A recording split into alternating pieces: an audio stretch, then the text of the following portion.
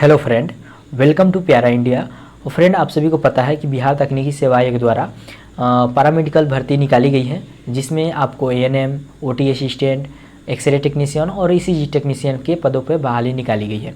तो इस वीडियो के माध्यम से हम एएनएम जो भर्ती है उसके बारे में बात करेंगे। जो भी आपको डाउट्स हैं, जो कि आप थंबनेल पर देख सकते हैं, ये सारी चीज़ों की जानकारी इस वीडियो में मिलेगी। इसलिए वीडियो को बिना स्किप किए हुए आप आराम से वीडियो को देखें, जिससे कि जो भी डाउट हो आपको क्लियर हो जाए। उसके बाद ही ऑनलाइन आवेदन करें। नहीं तो ऑनलाइन आवेदन करते समय अगर कोई किसी प्रकार की गलती आप करते हैं तो उसकी जिम्मेदार आप रहेंगे और आप बहाली से जॉब से वंचित भी रह सकते हैं। तो इस बात को आपको ध्यान रखना है। पहले पूरी जानकारी प्रोसेस को जान लेना है, उसके बाद ही ऑनलाइन आवेदन करना है। तो वीडियो शुरू करने से पहले फ्रेंड आपको बता दें कि प्यारा इंडिया यूट्यूब चैनल पर आप नए हैं तो चैनल को सब्सक्राइब कर लें और बेल आइकन घंटी को प्रेस करें, जिससे कि नई वीडियो की नोटिफिकेशन आपको मिलती रहे। और वीडियो हेल्पफुल लगे तो लाइक करिए, अपने दोस्तों को शेयर करें। तो चलिए वीडियो। तो जैसे कि फ्रेंड देख सकते हैं, ये बिहार महिला स्वास्थ्य कर्मी एएनएम के लिए बहाली के लिए इस वीडियो में बात किया जाएगा। अगर आप ओटी असिस्टेंट या एक्सरे टेक्नीशियन या ईसीजी के लिए है तो आपको प्ले लिस्ट में वीडियो है चैनल पर अवेलेबल, वहाँ से जाकर आप देख सकते हैं। इसमें सिर्फ एएनएम के बारे में बात किया जाएगा। तो एएनएम में आपको सबसे पहले बात बता दें कि जो आपका टोटल सीट है 10,709 है, जो कि आपको पता ही है। और उसके बाद वेतनमान की बात करें तो ग्रेड पे आपका 24 है और लेवल जो है 4 है, और इस प्रकार से। और उसके बाद यहाँ पे देख सकते हैं कि आपको जो आरक्षण की बात किया जाता है महिलाओं के लिए, तो ये आपको पूरा जो सीट ही है महिलाओं के लिए, तो इसमें किसी प्रकार का 35% महिलाओं के लिए आरक्षण नहीं किया गया है। तो ये बात आपको क्लियर होना चाहिए। उसके बाद यहाँ पर दिया गया है कि आपके पास कौन सी डिग्री होनी चाहिए जो कि आप इस फॉर्म को भर सकते हैं। तो यहाँ देख सकते हैं अनिवार्य दिया गया, अनिवार्य योग्यता है शैक्षिक योग्यता। तो इसमें आपको जीएनएम अवश्य होना चाहिए, और साथ ही साथ आप किसी भी राज्य से किए हो या बिहार से किए हो तो आपको यहाँ पर देख सकते हैं बिहार परिचारिका निबंध परिषद द्वारा आपका निबंधन होना चाहिए। तो अगर आप किसी अन्य स्टेट से किए हुए हैं कोर्स तो यहाँ से ज़रूर अपना रजिस्ट्रेशन करा लें, अपना निबंधन करा लें। इस बात को ध्यान में रखिएगा, तभी आप फॉर्म को भर सकते हैं, नहीं तो आपका अनिवार्य फॉर्म नहीं होगा, आपका स्वीकार नहीं होगा। उसके बाद यहाँ पे आपका एज दिया गया है, कितने एज तक भर सकते हैं।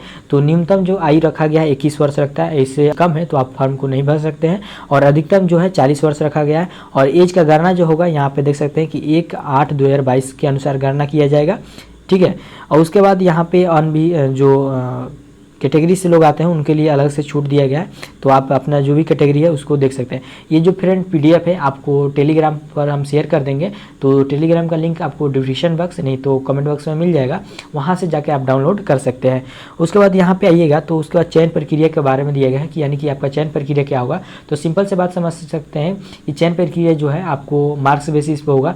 यानी कि यहाँ पे 3 पॉइंट रखे गए हैं, जैसे कि एएनएम हो गया, एएनएम कोर्स किए हैं तो उस पर कुछ आपको मार्क्स दिए जाएंगे, जिसमें अधिकतम 60 अंक मिलेंगे, इससे अधिक अंक इसमें नहीं दिए जाएंगे। और उसके बाद उच्च शिक्षा यानी कि आप अगर एएनएम के बाद जीएनएम या बीएससी नर्सिंग किए हुए हैं तो उसके लिए भी अंक आपको दिए जाएंगे, अधिकतम 15 अंक दिए जाएंगे, इससे आपको ज़्यादा अंक नहीं दिए जाएंगे। उसके बाद दिया गया है कि अगर आपके पास एक्सपीरियंस है यानी अनुभव है, कहीं पे कार्य किए हुए हैं सरकारी संस्था में, तो वहाँ के अनुभव है आपके पास, तो आपको 25 अंक मिलेंगे अधिकतम। 1 साल के अनुभव के लिए आपको 5 अंक दिए जाएंगे, यहाँ पर ये साफ बात कहा गया है। तो इस प्रकार से टोटल आपको 100 नंबर होता है। अब बात की जाता है कि अगर आपने एएनएम कोर्स किया है तो अगर आपके एएनएम कोर्स में 50% मार्क्स है, यहाँ पे देख सकते हैं दिया गया है, तो उसमें 0.6 से गुना किया जाएगा तो आपको 30 नंबर होता है। तो इस प्रकार से 30 नंबर मिलेंगे। तो इस प्रकार से आप समझ चुके होंगे जितना आपका मार्क्स होगा परसेंटेज में, उसमें आपको क्या किया जाएगा 0.6 से गुना करके मार्क्स आपको दिए जाएंगे। उसके बाद जीएनएम एएनएम या कोई भी आपके पास जीएनएम या बीएससी नर्सिंग होगा उसके लिए अलग से 15 नंबर दिए जाएंगे और आपके योग्यता के अनुसार नंबर दिए जाएंगे।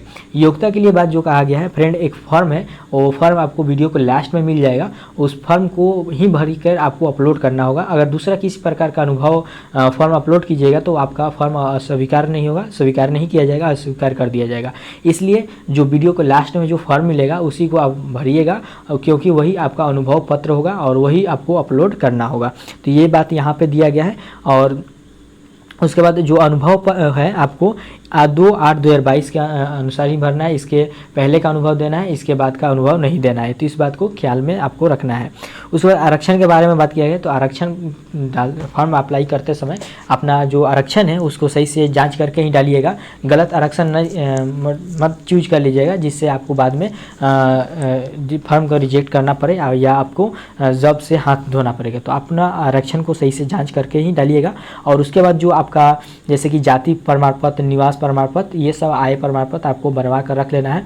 और सबसे बड़ी बात है कि महिलाओं के लिए जो अगर आप पिछड़ा वर्ग से या अत्यंत पिछड़ा वर्ग से आती है तो उनको क्रीमी लेयर बनाना है। और क्रीमी लेयर पर उनका जो है पिताजी का नाम होना चाहिए, ठीक है। पिताजी के नाम के अनुसार उनका क्रीमी लेयर होना चाहिए, इस बात को ध्यान में रखना है। और इतना बात आपको समझ में आ गया है। उसके बाद जो भी आप कैटेगरीज हैं उसका डॉक्यूमेंट्स बनवा लीजिएगा, इस बात को भी ध्यान में आपको रखना है। अब बात कर रहे हैं आवेदन शुल्क क्या लगेगा। तो आवेदन शुल्क जो रखा गया है 200 रुपये रखा गया है पिछड़ा वर्ग और अत्यंत पिछड़ा वर्ग के लिए। सभी के अनुसूचित जाति अनुसूचित जनजातियों के लिए 50 रुपये रखा गया है। और बिहार के महिलाओं के लिए 50 रुपये रखा गया है।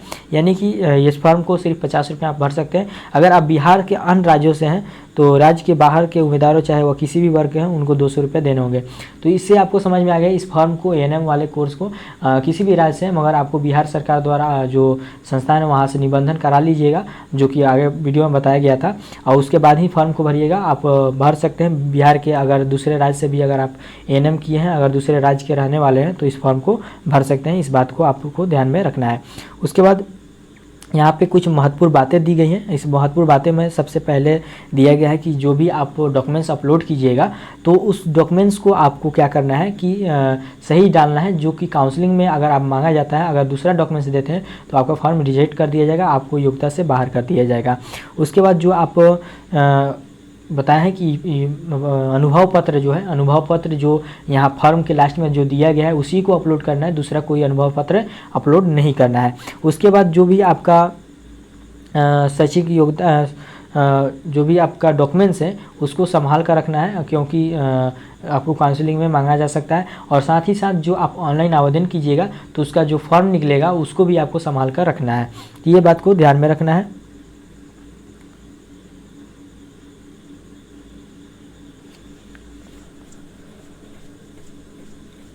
बहुत ही आपको प्रॉब्लम हो सकता है, तो इस बात को ख्याल में रखना है। आपको सुधार करने का मौका नहीं है, इसलिए फॉर्म को अच्छे तरीके से देखकर जांच करके आपको फाइनल सबमिट करना है और पेमेंट करना है। और नहीं तो पेमेंट होने के बाद आपको फॉर्म रिजेक्ट हो सकता है। आप अगर सही से नहीं डालते हैं तो रिजेक्ट होने की संभावना है।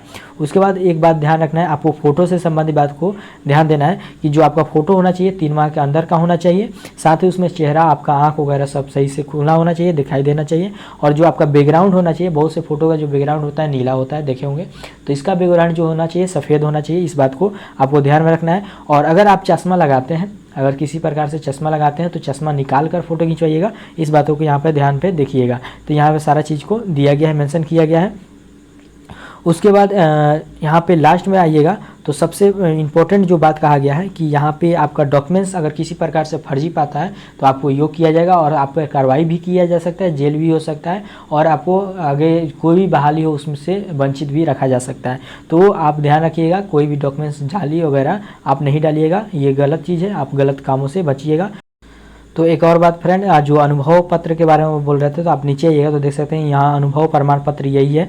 इसको आपको निकलवाना है और इसको आपको सही से भर लेना है। जो भी चीज़ आपको दिया गया है यहाँ पे अच्छे तरीके से भरना है। उसके बाद यहाँ पे जो भी कार्यालय से उनका जिस सिग्नेचर करवाना है, सही से उनका नाम और पद नाम, प्रशासनिक विभाग का नाम और कार्यालय का मोहर, ये चीज़ आपको अवश्य होना चाहिए, तभी आपका अनुभव स्वीकार किया जाएगा। तो यही फॉर्म आपको निकलवा कर इसको भर कर और फिलअप करके आपको अपलोड करना है। तो फ्रेंड वीडियो में बस इतना ही। वीडियो हेल्पफुल लगे तो लाइक करें, अपने दोस्तों को शेयर करें और कोई भी डाउट हो तो कमेंट करके पूछ सकते हैं। Thank you.